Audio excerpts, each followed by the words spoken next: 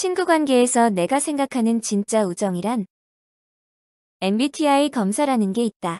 마이어스 브릭스 유형 지표라고도 하는데 쉽게 말하면 성격 유형 검사다.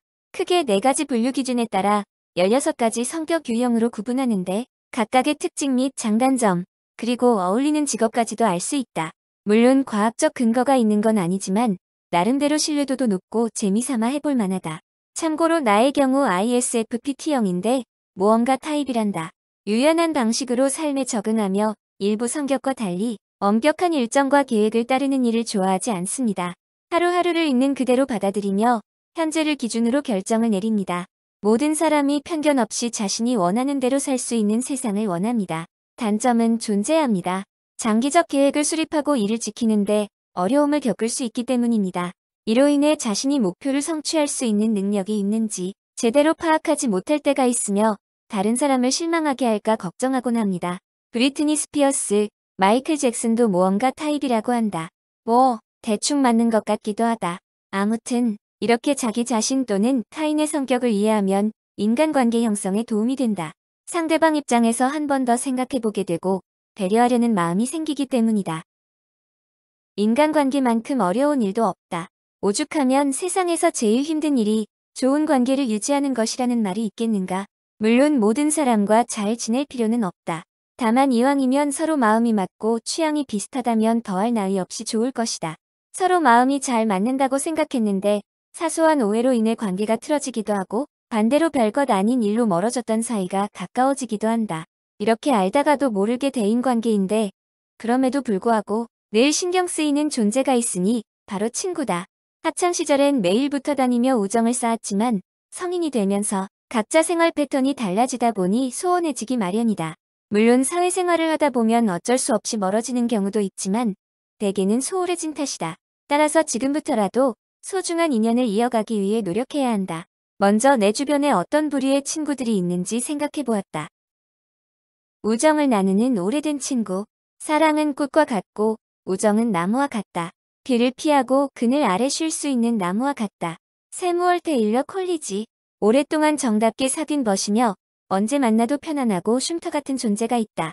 내가 말할 때 모두 들어주고 난처한 상황에 가만히 보고 있지 않으며 나를 판단하려고 하지 않고 있는 그대로를 인정해준다.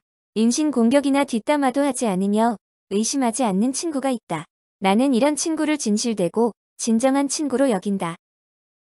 몇 년에 한 번 만나도 어색하지 않는 오래된 친구. 한때는 매일같이 붙어 다니며 우정을 과시하던 친구였지만 지금은 서로 바쁘다는 핑계로 몇 년에 한 번 만나기도 힘들다. 그나마 다행인 건 카톡이나 SNS 덕분에 예전만큼은 아니지만 꾸준히 안부를 주고받을 수 있다는 점이다. 그럼에도 불구하고 여전히 마음 한구석엔 아쉬움이 남는다. 아무래도 직접 만나서 대화 나누는 것과는 차이가 있기 때문이다.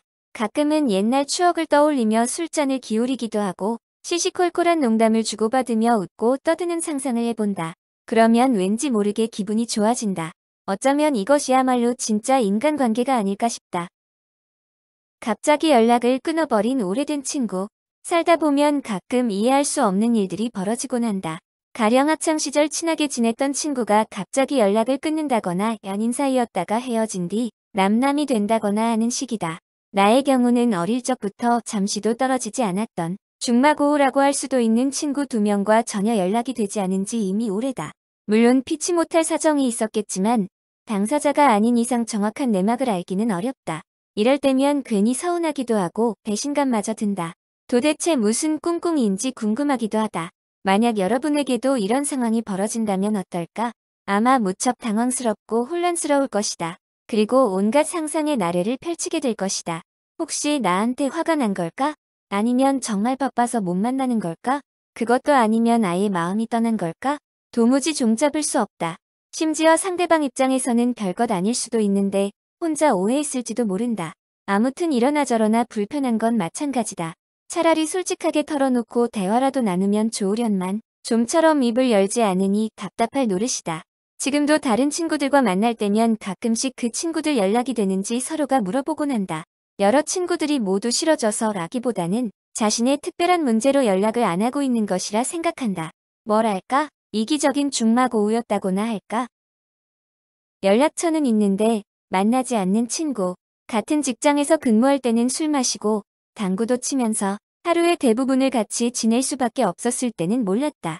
그런데 몇 번 직장을 옮기면서 몇 달에 한 번 만나거나 그 후로는 업무 관련해서 가끔 통화하다가 지금은 SNS조차 서로 안 하고 있다. 직장 동료로 만난 사이는 나이가 같다고 모두 친구가 되지 않는다. 모두 다 그런 것은 아니지만 나의 경우는 대부분 서로 불통 상태다. 서로 주고받을 게 생긴다면 흔쾌히 다시 만나 사업상의 시너지를 창출할 수도 있는 사회친구, 술친구, 오락친구 라고 할까? 물론 친구뿐 아니라 몇 년에 한 번씩 연락 오는 교활하거나 이해타산적인 친구들도 있다. 가능한 과감히 정리하자. 그리고 각 유형별 특징을 파악하여 적절한 대응법을 익혀두도록 하자. 그래야 훗날 후회할 일이 생기지 않을 테니까 말이다. 만약 주변에 나와 성격이 맞지 않는 친구가 있다면 다음 몇 가지 사항을 참고해 보길 바란다. 첫째, 상대방 입장에서 생각해 본다. 내 기준에서만 판단한다면 결코 이해할 수 없고 갈등만 깊어질 뿐이다. 둘째, 나랑 다르다고 해서 틀린 건 아니다. 각자 살아온 환경이 다르고 경험치가 다르기 때문에 당연히 다를 수밖에 없다. 셋째, 대화를 통해 해결책을 찾는다. 직접 만나서 얼굴을 맞대고 허심탄회하게 털어놓는다면 의외로 쉽게 풀릴 수도 있다. 넷째, 때로는 거리를 두는 것도 좋다. 적당한 선을 긋고 일정한 거리를 유지해야 불필요한 감정 소모를 줄일 수 있다. 다섯째, 먼저 사과한다. 자존심 상한다고 꽁에 있지 말고 먼저 다가가 미안하다고 말하자. 여섯째, 칭찬을 아끼지 않는다. 진심 어린 칭찬 한마디면 충분하다. 일곱째, 가끔은 혼자만의 시간을 갖는다. 그래야 재충전하여 보다 나은 관계를 형성할 수 있다. 지금까지 시청해주셔서 감사합니다. 서울 ASMR이었습니다.